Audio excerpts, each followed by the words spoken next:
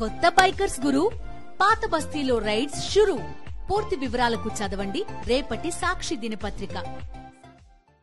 అతిలోక సుందరి శ్రీదేవి కూతురు జాన్వీ కపూర్ దేవరా సినిమాతో తెలుగులోకి ఎంట్రీ ఇచ్చింది. ఇప్పటికే పాటల్లో ఈమె గ్రేస్ చూసి చాలా మంది ఫిదా అయిపోతున్నారు.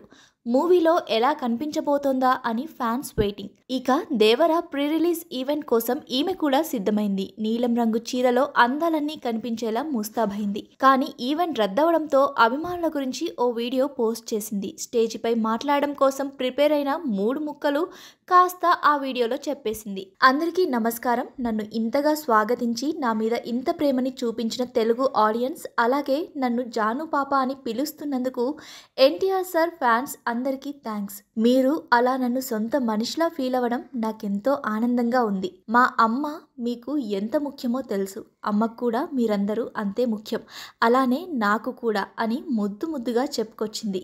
వాస్తవానికి ఈ మాటలు స్వయంగా మీతో చెబుదామనుకున్నానని, కానీ ఈసారికి అలా కుదరలేదు. మిమ్మల్ని అందరినీ త్వరలోనే కలుస్తాననుకుంటున్నా. ప్రస్తుతానికి ఇది నా నుంచి మీకు ఈ చిన్న మెసేజ్ అని జాన్వీ రాసుకొచ్చింది.